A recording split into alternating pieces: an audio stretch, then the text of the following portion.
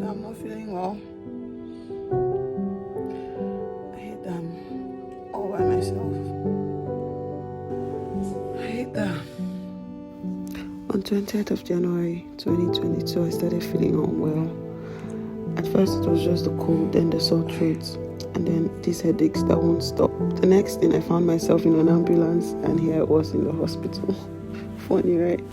We probably already heard about the symptoms of COVID. I've been sick many times, but how I felt on this day was nothing compared to all the previous sicknesses I've ever had. Now it feels like you have malaria, but a little bit worse than malaria. Well, I thought you're vaccinated. You can get.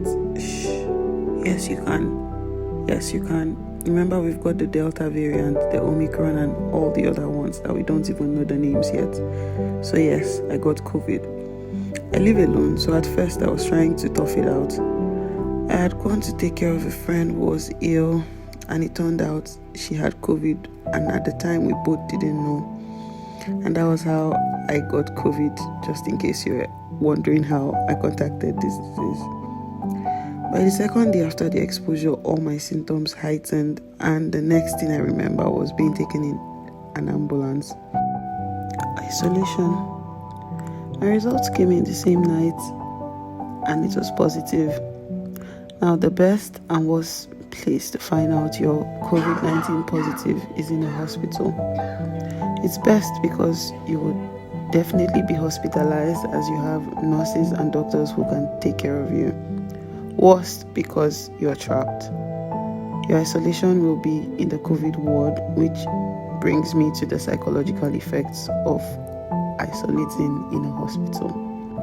This entire floor is designated for COVID isolation. Now, on this floor, there are different rooms with different patients battling the different phases of this virus.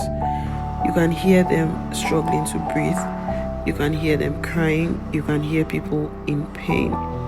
You can see some of them strapped to oxygen masks because they can no longer breathe on their own. I was wheeled into this room, and we had two other ladies, an elderly woman and a middle-aged woman. On my first night here, I was too sick to be bothered about talking to other people and getting to know what was going on. I was too sick to even be bothered about being bored. But by the next couple of days, I realized I was in for a ride. The only human contact I got was either with nurses, doctors, or cleaners, and they came in completely covered up in COVID protection suits. The other contacts we got were directly unprotected contacts with other patients. So far as you had COVID, you didn't need to wear a mask in this room, and we could interact with each other. Now, with daily IV drips of antibiotics, blood thinner injections on my stomach, vitamins, pills, temperature and pulse checks 3 to 4 times a day, and occasionally the nurses would come around and try to gist with us. That was the only thing. All we could do was look and see how life was going on outside through the windows. We weren't even allowed to open the windows completely, only to get air, and only the top compartment of the window would be open. I stood here and I looked outside, and I could see my building from here. So it was so sad that I was so close to home, yet I couldn't go home. I felt trapped. This hospital was killing me. As every day passed, it got worse. My mental health was depreciating. Let's talk about the food. The hospital food, where do I begin? Tasteless, bland, repetitive. These are some adjectives to describe this food. By day 3, I couldn't take it anymore. I would cry for no reason. I felt trapped. Everything was just wrong. My parents were so worried, but I kept on acting like all was well with me. Meanwhile, I was sinking emotionally. I felt caged. My veins were starting to collapse from consistent IV drips and injections.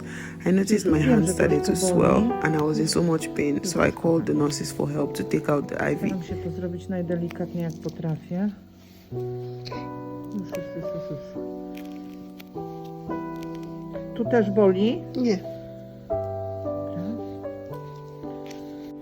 My first 4 nights were horrible when it came to my symptoms. everything was wrong. Sometimes I would feel better, and then other times I would have this burning up fever. Sometimes I would be able to breathe, other times I'm coughing and I'm sore and I'm struggling to breathe. Everything was just going south. I also noticed a similar trend with other patients, because most nights a lot of people would be feverish and the nurses would have to come to attend to all of us one after the other.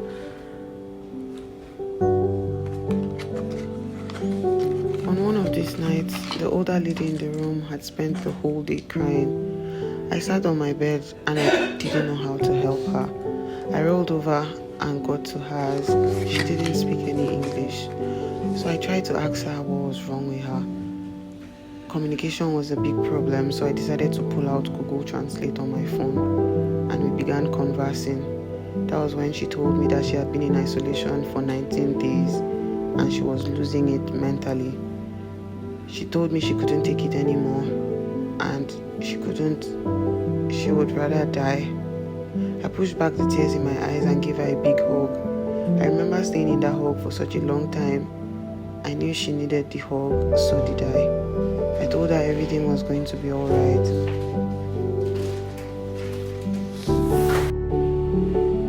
And today's food for lunch.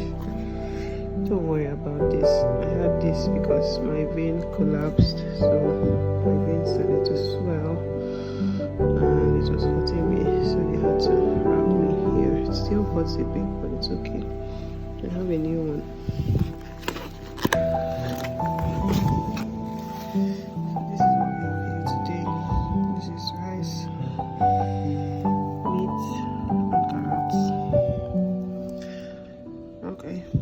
Some days I would decide to take a walk just around the ward because that's the only place we're allowed to. Even the elevator was locked with a key. Okay. I would just take a walk around the hallway, sit down. I dreaded walking past this hallway because every time I came out and walked through this hallway, I would tend to know what is going on in other rooms and it always made me feel sad. So most of the times I would rather stay in my room.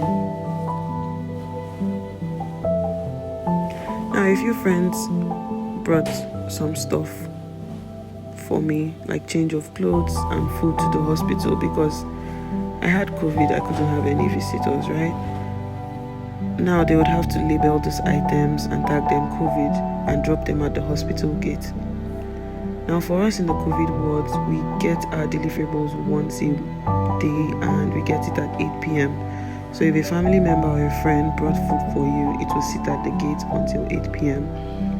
I wish I could explain it all to you, the gloom, the sadness, the pain, the stories that comes with being in isolation in a hospital. There's a cloud of depression hovering around there. The doctors made it clear that I was going to be here for 11 days. So by day 6, I got up. I decided to find the silver lining. I started to feel better physically. Mentally, I was still in a pit, but I decided to make a decision. I took out my camera and started to film some of these videos that you have seen today. I kept on waiting to hear the magic words, Jishai, Ijesh, Dodomo. Today, you would go home. A few days passed and both my roommates got discharged and I was left alone.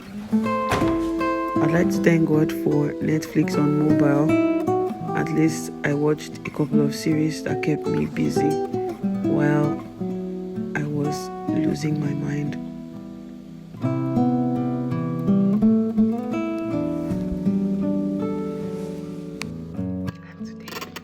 And today I got jollof rice.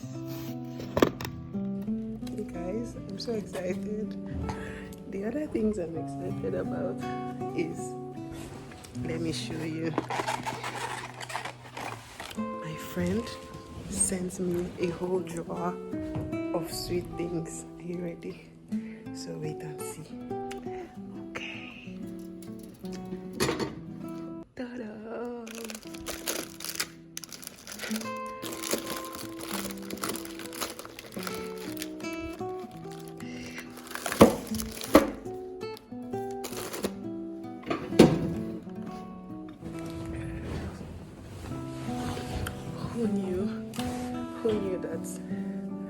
are the things that will make me happy. I also forgot to tell you guys, I got Crocs.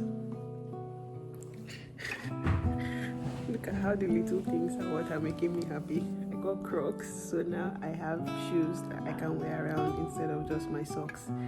And I got new change of clothes too. Peace. Let me go and eat my food.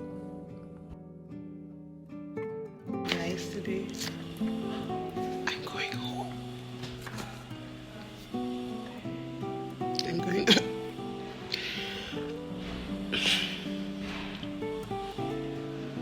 Finally, I'm going home. It was nice knowing you. So it's time to take this paper off and rip it.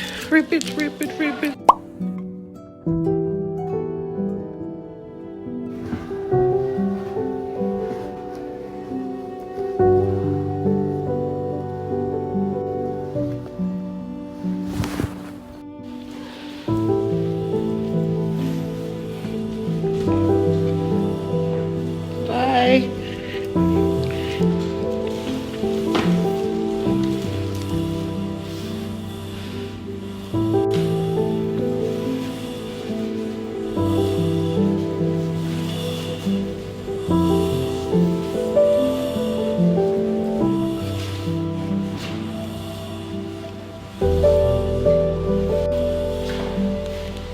And now guys, I'm going to the 0th floor. This is the first time I'm entering this elevator since after I was brought up here. I'm so excited, God.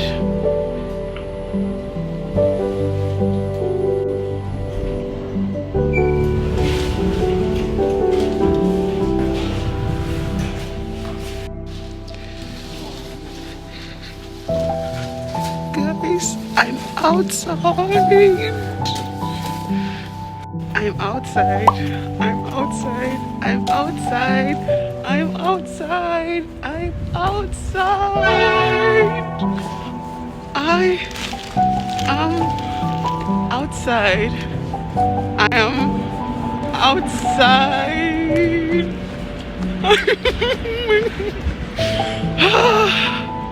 I'm outside.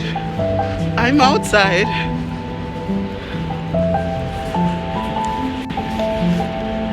I'm outside.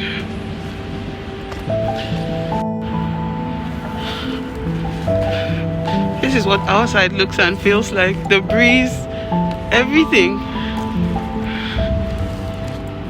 Everything.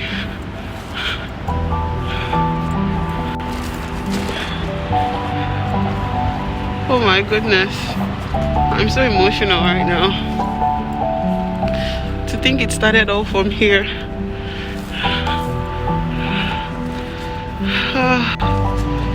Thank you, Jesus.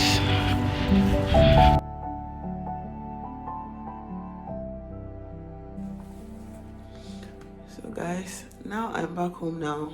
I feel better. I've been sleeping a lot because that's one thing that you get to do when you have COVID, because most of the time you're asleep. Like when I was in the hospital the last couple of days, I was mostly sleeping during the day, and at night I would just be awake. So I've still not been able to get out of that way of functioning, and my friends are scared of me. I think only one person has actually physically met me since I've been out of the hospital, and the others are like, no, I'm not I'm not meeting up with you. So yeah, I'm okay, I guess. Still feel feverish from time to time. So one thing about COVID was that sometimes you feel okay. So it's like a very like a sine wave kind of illness. I don't know how to explain it, but sometimes it feels like you're very fine, you're in perfect conditions, and then the next minute you're feeling feverish, you're having headaches, and the next minute you're feeling so tired, the next minute you're coughing. Like yesterday night I noticed I was coughing again, but yeah, I was given this thing to spray in my throat. so I occasionally have to spray it. So I really don't know what it, so I'm just going to experience what it is like after you have recovered from COVID. um Hopefully I'll get back to work in a couple of days, and yeah. So guys, thank you so much for watching this video. Thank you so much for reaching out, and it means a lot to me. So do not forget to subscribe, do not forget to like, do not forget to comment, and I'll see you guys when I'm fully back. I hope that the next video I upload on my channel is a happy, lively, business as usual kind of video. So see you guys in the next one. Bye. If I'm honest, I feel stuck here in